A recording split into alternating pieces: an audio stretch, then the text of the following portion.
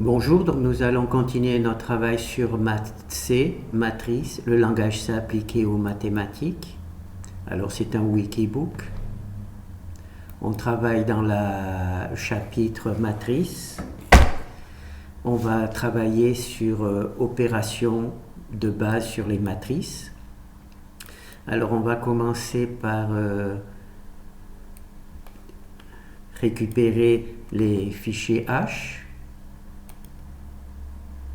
Alors là, c'est notre fichier général qui appelle toutes les fonctions. Donc je ne sais pas quelles sont les nouvelles fonctions, donc je préfère juste le sauver et je vais aller voir par rapport aux autres fichiers H. Alors cette fois-ci, on va rentrer le fichier BM qui a les fonctions pour l'addition, la multiplication, etc. Donc on va voir tous les exemples.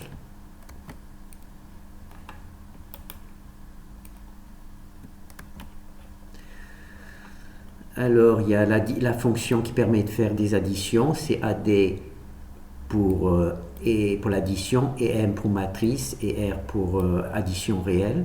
Donc, on rentre les deux matrices. Ici, il y a la troisième qui est l'addition de A plus B. Et donc, on fait une double boucle et on additionne tout simplement les coefficients de A avec les coefficients de B. D'accord ?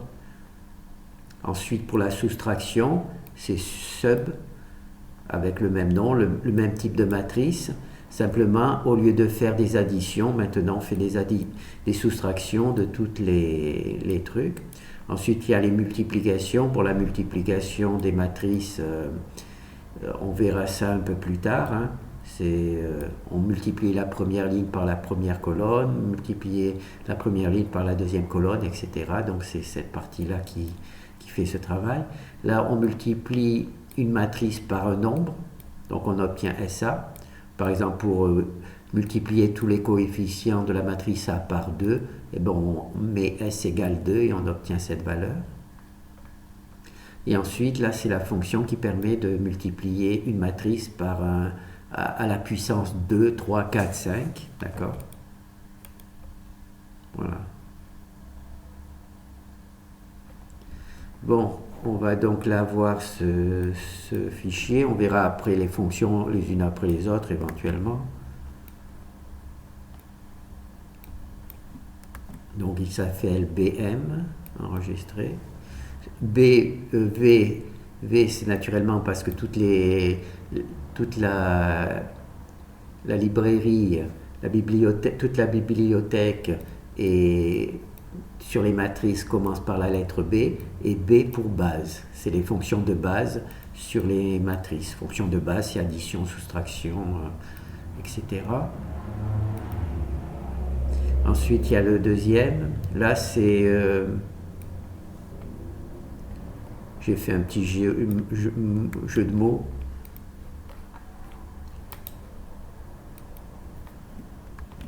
Donc ici, il y a toujours base. D'accord ? Pour base, il y a un T. T pour transposer, mais T aussi pour trace. La trace, c'est qu'on additionne tous les coefficients qui sont sur la diagonale. D'accord ? Et là, donc, c'est pour ça que j'ai appelé ce fichier B pour les fonctions de base, puisque la transposer, c'est encore une fonction de base. Et T, parce que les deux fonctions, elles commencent par T. Donc, c'est un petit jeu de mots. Je vous dis ça pour que vous puissiez ensuite vous rappeler où se trouvent les fonctions, si jamais vous êtes intéressé par une fonction particulière. Bon, ben maintenant on va essayer de faire tous les exemples. On ne va pas étudier véritablement les fonctions, on va juste faire les exemples. Alors là, on ferme le fichier.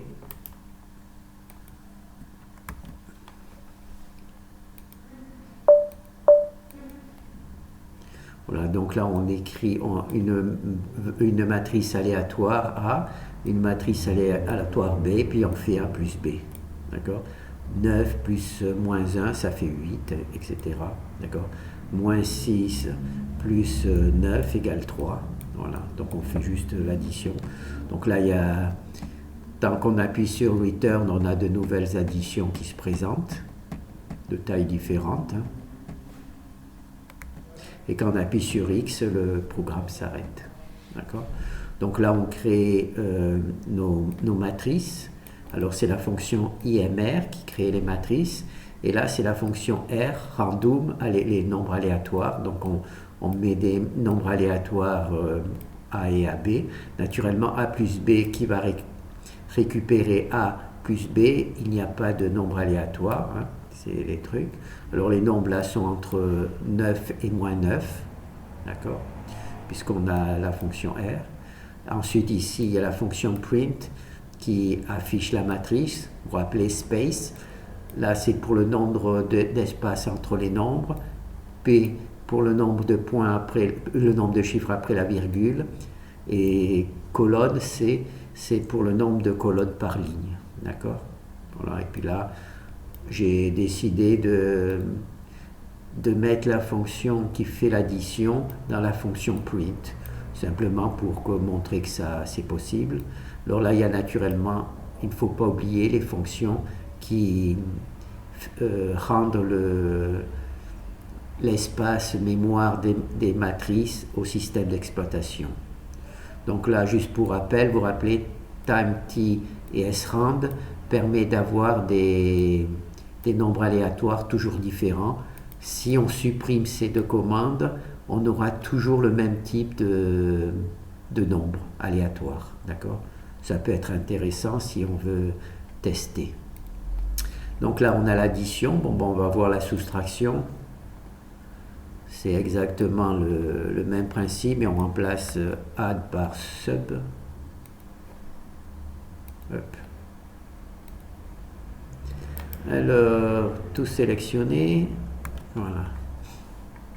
Donc là, on va essayer. Donc là, au lieu de faire des additions, on fait des soustractions. Alors, moins 60, moins plus 90, moins par moins, ça fait plus 90, ça fait 30. Là, on fait des additions de taille aléatoire. D'accord ? Et on appuie sur X pour arrêter. Donc là, l'addition, on va voir le code, mais enfin, c'est toujours la même chose. Hein. C'est tchuc. Là, cette fois-ci, au lieu de mettre, donc j'ai initialisé, bon, c'est bien de l'avoir vu, j'ai initialisé les trois matrices, mais je ne leur ai pas donné des valeurs. J'ai donné les valeurs au moment où je les affiche. D'accord ? J'ai décidé de donner les valeurs A et AB au moment où je les affiche, et ensuite j'ai fait la soustraction. Donc c'est bien d'avoir vu aussi le code. Donc il y a plusieurs possibilités. Vous pouvez mettre des nombres aléatoires au moment où vous les créez, ou juste avant l'utilisation, juste avant de les imprimer. Donc on va essayer de voir quand même tous les codes pour voir au cas où il y a des choses intéressantes. Je ne pensais pas que j'étais allé aussi loin à faire des variations de ce type, mais c'est bien parce que ça permet de voir les possibilités. Donc là, cette fois-ci, on a toujours les trois nombres. Là, les nombres aléatoires, les valeurs aléatoires sont données au moment de la création des matrices. D'accord ? Et ensuite, ici, on publie A et B et on récupère le résultat, et on met le calcul de la matrice directement dans la fonction print. C'est vrai que ça fait plus propre. Normalement, c'est ennuyeux, mais ça fait plus propre dans le travail, je trouve. Donc là, on va faire la multiplication. Voilà, c'est les multiplications. Ouais. On multiplie la première ligne par la première colonne, la première ligne par la deuxième colonne, la troisième ligne par la troisième colonne, et la première ligne par la quatrième colonne, et on obtient cette ligne-là, et on fait la même chose avec ces trucs, et on obtient ces valeurs-là. D'accord ? Voilà. Donc là, on peut avoir des matrices aussi avec un seul composant, et naturellement, c'est tout simplement le truc standard. Voilà. Donc là, c'est bon. On va faire quelques exemples hein, au hasard. Voilà. Alors là, on a vu la multiplication, la division. pardon, la multiplication. Maintenant la puissance.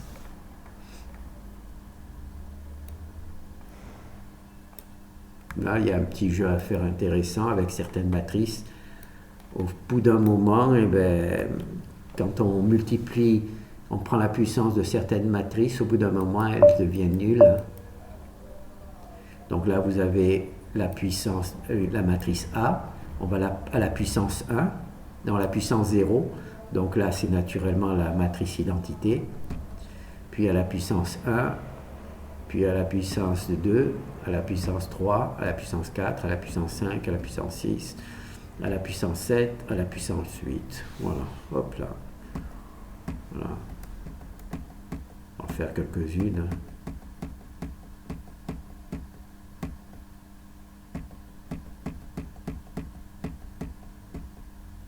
C'est quand même marrant que multiplier une matrice à la puissance 0, on a le même résultat que la matrice identité. Je ne sais pas comment j'ai géré ce travail. Enfin, toujours est-il, c'est que ça se passe. Mais c'est bien de le faire, puisque de se rappeler qu'en fait, les matrices, ce sont des nombres comme tous les autres, et que si on le met à la puissance 0, eh ben, on obtient bien la matrice identité. Voilà. Alors, maintenant, on multiplie une matrice par un nombre entier. Par exemple, pour doubler les coefficients, si on veut doubler la valeur des coefficients. Ah, j'ai pas regardé le code pour voir s'il y avait quelque chose d'intéressant. Donc là, c'est normal.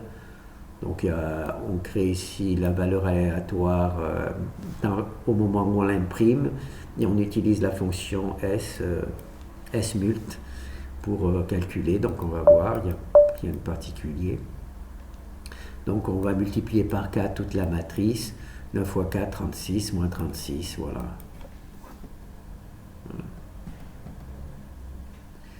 Voilà.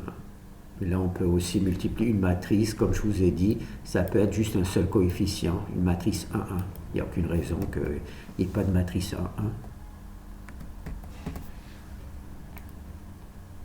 Voilà. Donc ensuite, là, on va voir la transposer.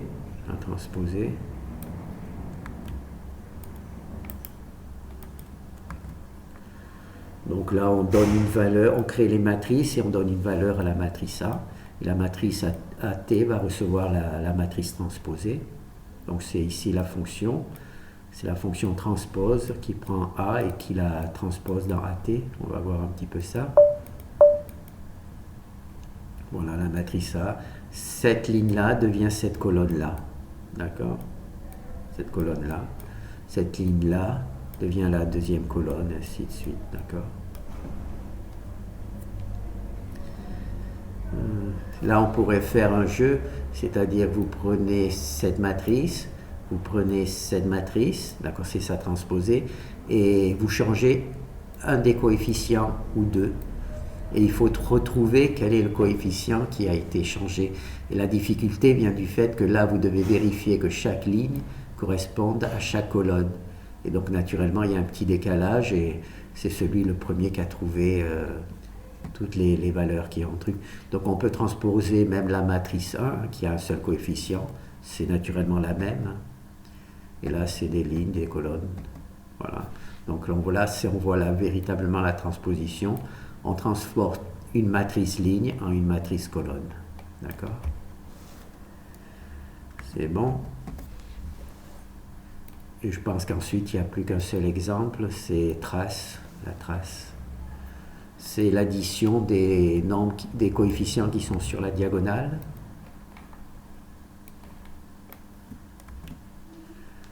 Donc, est-ce qu'il y a quelque chose de particulier? Non, on crée la matrice et on l'initialise, et ensuite on l'imprime, et ensuite on calcule ici la fonction qui calcule la trace de la matrice. Donc, on va voir un petit peu comment cela se présente. Donc là, il y a la matrice, d'accord? Et là, on calcule ça truc. Alors, plus 3, là, ça fait moins 6, moins 14, moins 14, 10, et 2, moins 2. Moins 10 et moins 2. Voilà, oui. C'est bien la diagonale. Donc là, de la même manière, la trace d'une matrice qui a qu'un seul coefficient, naturellement, c'est ce coefficient. Voilà. Et naturellement, on travaille uniquement avec des matrices carrées pour la trace. Donc la fonction trace doit naturellement vérifier que la matrice est bien carrée. On va la voir juste pour regarder. Alors c'est trace, c'est le fichier fonction de base, c'est-à-dire VB, et trace avec un T parce que c'est les deux fonctions, transpose et trace. Voilà, donc on vérifie bien au moment de l'écriture que la fonction est bien carrée. Bon, on peut faire un petit truc. Là, on va mettre 4 directement, et là, on va mettre 3. D'accord? Et on va lancer, voir ce qui se passe. Donc la matrice n'est plus carrée. Voilà, il y a une erreur dans la fonction trace. La matrice A doit être carrée. D'accord? La matrice A doit être carrée, elle ne l'est pas. D'accord? Là, ça tombe bien que la matrice A, je l'ai appelée A, mais malheureusement, si je voulais vraiment que l'on puisse choisir le nom que l'on donne à la matrice qui pose un problème, il aurait fallu que j'ajoute ici une chaîne de caractères qui permet justement d'afficher cette valeur. Et je ne l'ai pas fait parce que ça a surchargé les fonctions d'un truc qui pourrait être intéressant. Si je devais réécrire, peut-être qu'il faudrait réécrire une version avec justement ce contrôle, puisque ça pourrait être intéressant à le faire. Donc là, je ferme ne pas enregistrer puisque je l'ai modifié. Je vérifie juste que cela continue à marcher. D'accord, il y a une erreur puisque j'ai changé 4 et 3. Donc là, je remets les valeurs. Hop. Voilà.